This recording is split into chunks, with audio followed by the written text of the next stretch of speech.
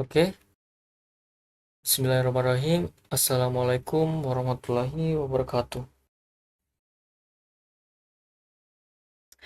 Halo semuanya, perkenalkan nama saya Asraf Falaj Buntala dengan NIM E1E1243030. Oke, selamat datang di video pemrograman Python saya. Video ini khusus untuk mempraktekkan materi Object Oriented Programming atau OOP di bahasa Python. Nah, ini saya akan mencatat materi dan mengetik ulang materi dari dosen. Oke, untuk durasi video ini itu sekitar 1 jaman. Saya akan mengetik ulang semua kode dari materi. Saya akan melakukannya dengan sangat lambat dan juga detail. Jadi siapkan laptop, buka IDLE atau VS Code atau kode editor apa saja, dan kita masuk ke materinya. Apa itu Object Oriented Programming atau OOP? Nah, kita bayangkan kita ingin membuat program tentang mobil. Nah, kalau tanpa Object Oriented Programming, kita akan membuat variabelnya itu terpisah. Ada variabel untuk mobil 1, ada variabel untuk mobil 2, ada variabel untuk mobil 3, dan seterusnya. Nah, mobil 1 itu sendiri memiliki beberapa ciri, misal merek, warna, kecepatan. Nah, kalau misal kita ingin buat 100 mobil, itu sangat merepotkan karena kita akan membuat 100 variabel. Nah, masalahnya akan ada banyak sekali variabel, sulit dikelola, tidak efisien, dan repot. Nah, solusinya datang dengan OOP. Apa itu? Nah, dengan OOP, kita akan membuat cetak biru atau blueprint bernama mobil. Nah, cetak biru ini berisi data dan perilaku. Setiap mobil yang sebenarnya adalah objek.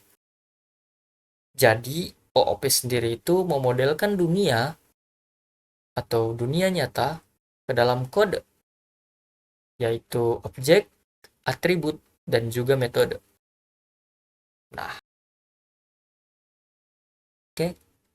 Tujuan dari Object Oriented Programming itu ada 3. Pertama, robustness. Nah, robustness itu artinya program itu tahan error. Lalu ada adaptability, yang artinya mudah menyelesaikan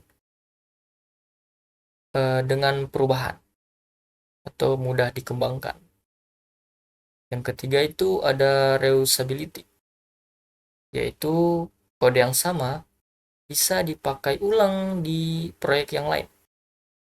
Nah, lalu bagaimana object oriented programming itu mencapai itu? Nah, ada 3 konsep utama. Pertama itu enkapsulasi, yaitu membungkus data dan metode, lalu membatasi aksesnya dari luar, gitu. Membatasi akses dari luar. Sorry. Lalu ada modularity, yaitu komponen perangkat lunak dibuat terpisah. Salah satunya lewat inheritance. Nah, ini ada poin-poinnya, itu program dibagi menjadi komponen kecil, mudah dikelola, dan mudah dikembangkan. Yang ketiga itu ada abstraction, yaitu antarmuka sederhana mudah diimplementasi, disembunyikan. Sorry. Antar muka sederhana, detail implementasi disembunyikan. Oke. Nah, yaitu menyembunyikan detail rumit, lalu user cukup memakai fungsi utama. Nah, sebelum kita lanjut ke OOP, kita harus paham dulu tahapan pengembangan software. Sebenarnya ini sudah ya, sudah umum lah untuk anak IT gitu. Tahap pertama itu tentunya tahap pertama dalam pengembangan software itu adalah desain. Nah, desain itu bagaimana kita merancang kelas-kelasnya, yaitu merancang program dan menentukan kelas. Yang kedua itu adalah implementasi atau implementation, yaitu kita menulis kode program. Yang ketiga itu adalah testing dan debugging, di mana kita mencari kesalahan dan memperbaiki bug. Oke. Nah, ada beberapa pendekatan dalam testing. Pertama adalah top down, yaitu kita membuat fungsi kosong sebagai pengganti, yaitu membuat stubing dan membuat fungsi sementara. Yang kedua itu adalah unit testing, yaitu kita menguji bagian kecil terlebih dahulu dengan unit testing. Kita tes bagian kecil dulu, lalu kita gabungkan. Oke. Nah, Python punya cara praktis untuk testing. Kita bisa menulis kode teks di dalam blok if garis bawah name sama dengan main. Nah, kode di blok itu yang ini hanya akan dieksekusi ketika file Python dijalankan langsung, bukan ketika import ke proyek lain. Oke. Di sini ada beberapa poin, yaitu jalan saat file dieksekusi langsung, tidak jalan saat file diimport, dan memisahkan kode utama dan kode testing. Nah, contohnya itu seperti di kode ini. Saya akan ketik ulang. Oh,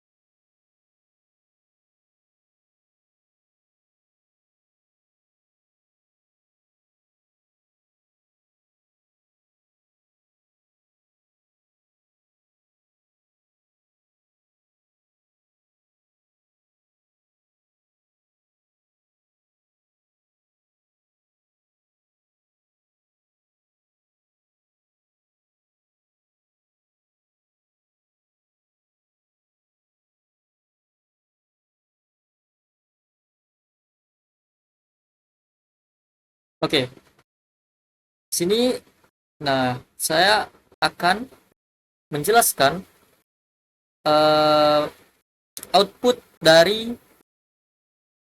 codingan ini.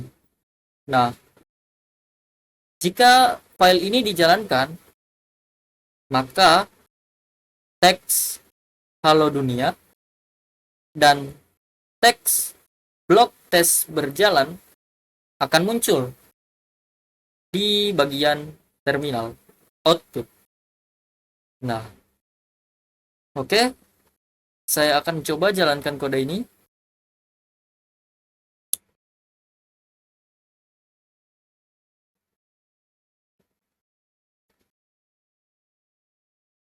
Oke, seperti yang bisa kita lihat, di sini outputnya sudah benar.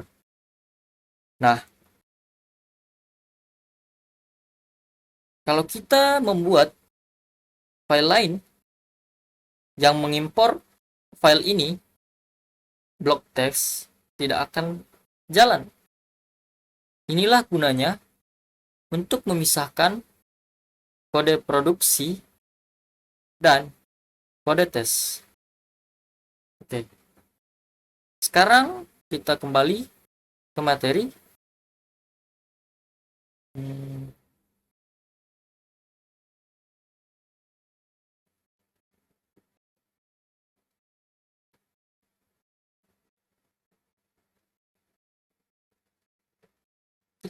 Saya akan langsung menjelaskan apa itu kelas, apa itu objek, dan konstruktor.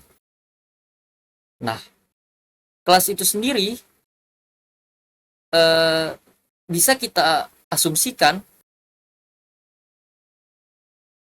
atau kita analogikan sebagai blueprint, rencana, cetakan, template objek, atau lain sebagainya. Nah, sedangkan objek sendiri adalah hasil dari cetakan itu. Nah, analogi sederhananya adalah rumah. Bayangkan kelas itu bisa mencetak sebuah rumah. Atau begini. Misal sebuah perusahaan arsitek memiliki cetak biru rumah. Nah, cetak biru ini adalah kelas.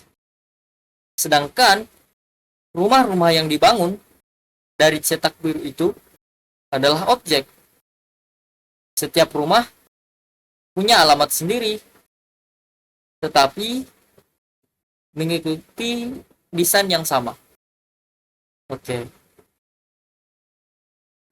Nah, sekarang di Python, kelas ditulis dengan kata kunci class. CLASS. Nah, di dalam kelas biasanya ada konstruktor, yaitu metode init. Konstruktor ini dipanggil otomatis saat objek dibuat. Fungsinya untuk menginisialisasi data. Semua metode di dalam kelas harus memiliki parameter pertama bernama self. Nah, self adalah referensi objek ke objek itu sendiri. Nah,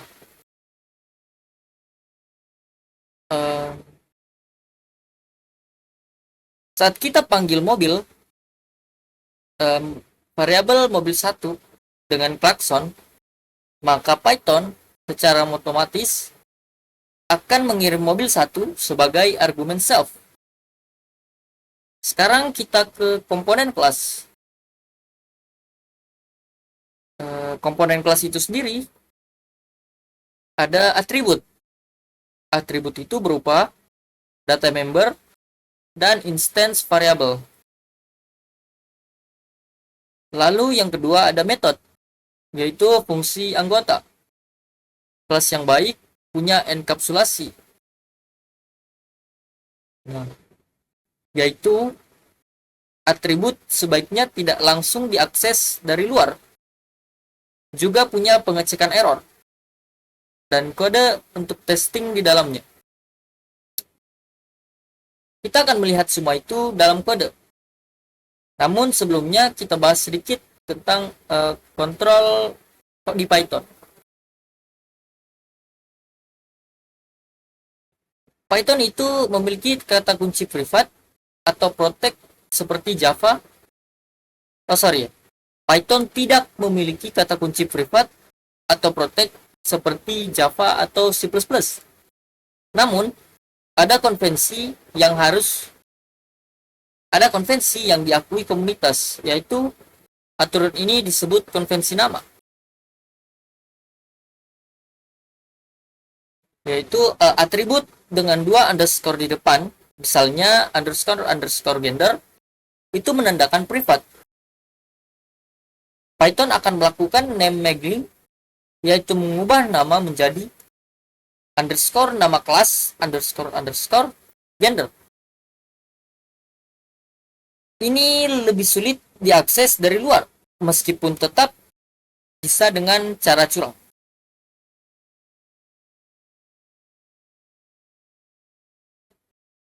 Kenapa Python melakukan ini? Karena filosofi Python, we are consenting adults. Kita semua dewasa dan bertanggung jawab. Tidak perlu paksaan compiler, cukup konvensi. Oke, sekarang kita langsung praktek saja. Saya akan membuat file baru bernama person.py. Di sini saya sudah buat. Kita akan mengetik ulang kelas Python dari materi dosen. Saya mengetik dengan sangat lambat. Tetap bersatu sambil menjelaskan. Baris pertama kita ketik kelas kelas person, lalu enter.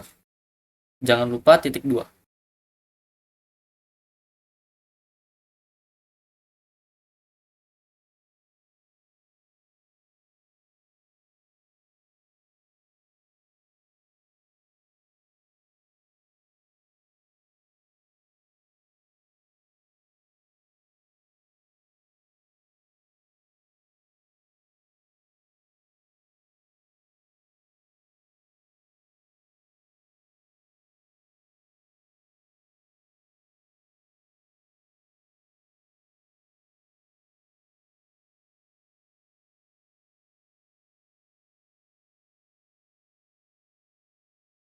Sekarang kita buat konstruktor. Ketik dev underscore underscore init underscore underscore dalam kurung self, name sama dengan non, age sama dengan non, dan gender sama dengan non. Jangan lupa titik 2.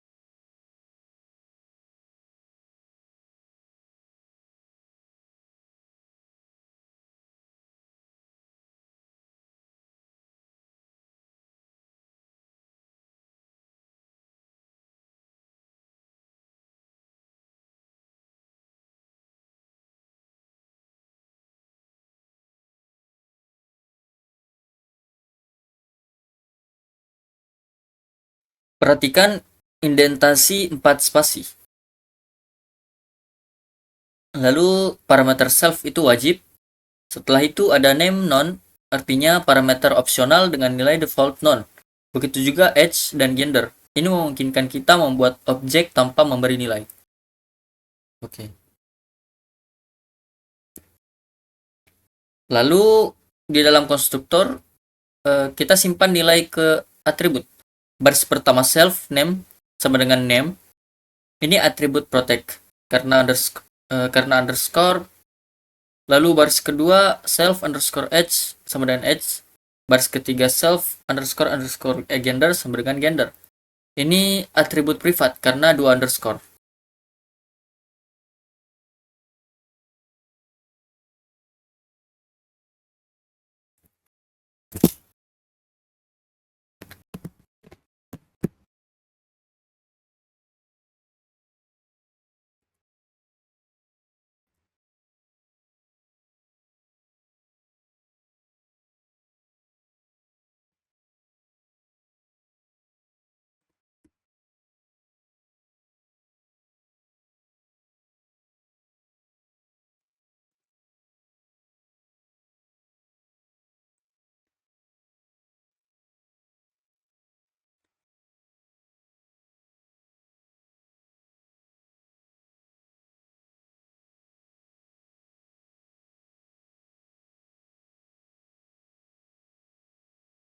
Lalu di sini kita tulis komentar untuk menjelaskan.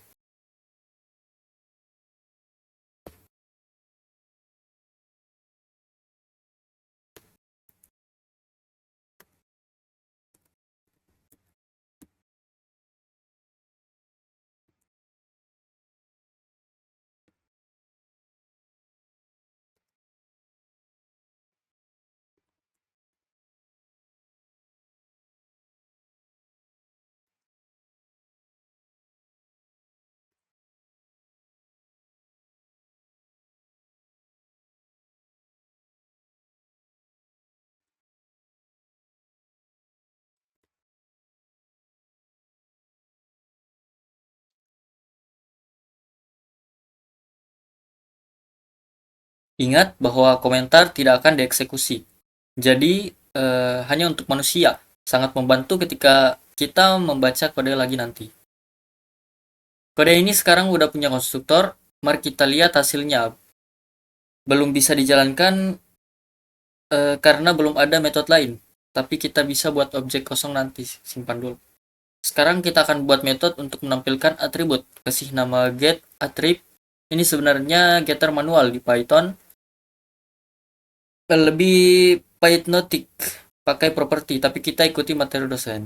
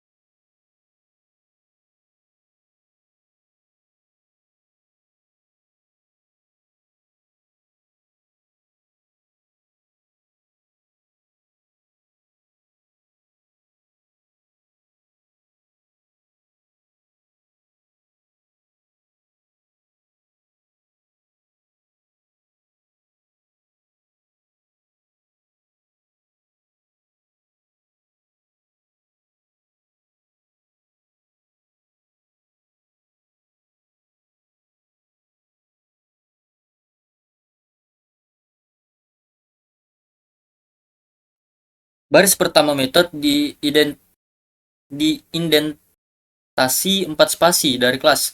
Di dalamnya kita gunakan print. Perhatikan kita akses self name, self age, dan self gender di dalam kelas. Atribut privat bisa langsung diakses. Selanjutnya metode set atribut untuk mengubah nilai.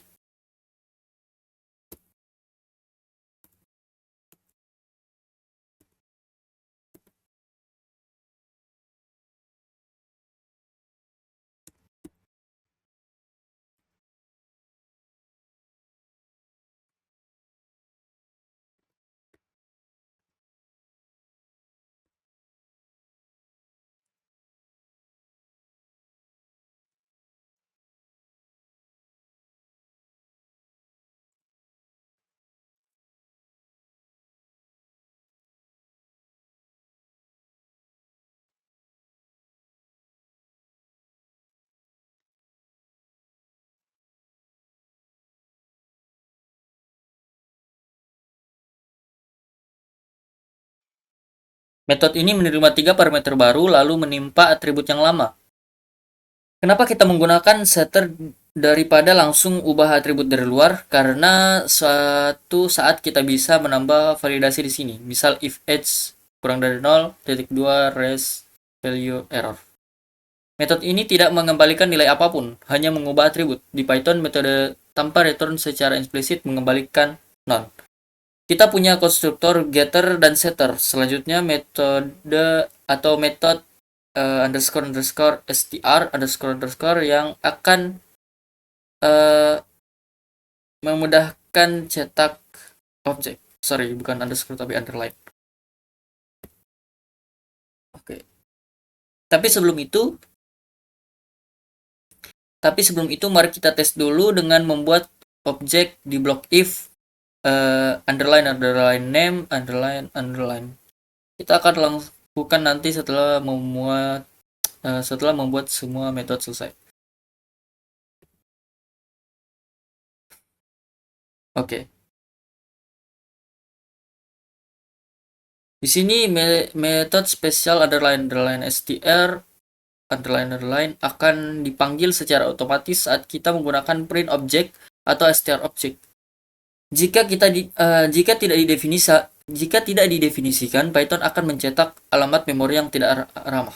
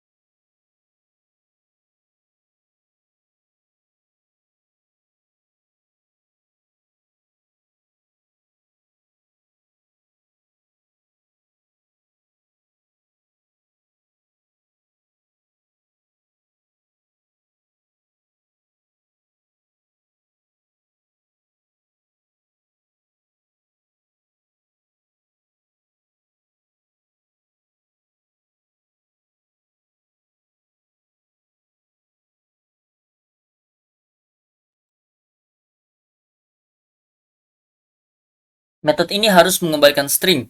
Di sini kita gunakan f-string untuk menyusun teks dengan rapi. Perhatikan bahwa kita bisa akses self gender langsung karena masih di dalam kelas. Sekarang bagian testing kita buat blok if name sebedahan main. Kedua, oke, ketik dua baris pertama.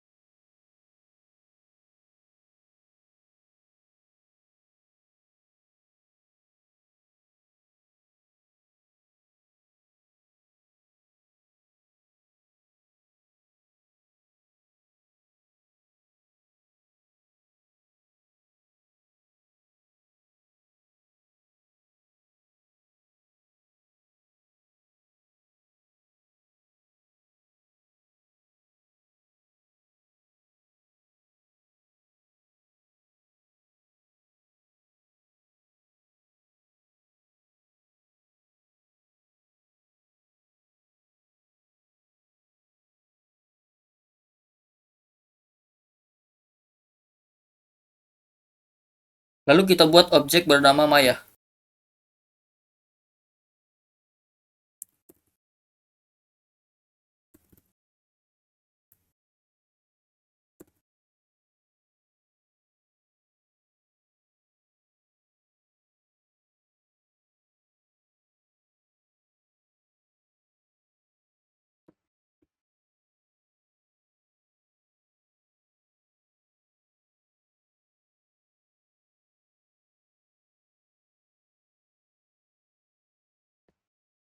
Perhatikan kita memberi nilai untuk name, age, gender, konstruktor akan dipanggil, dan atribut name, gender, dan age akan terisi.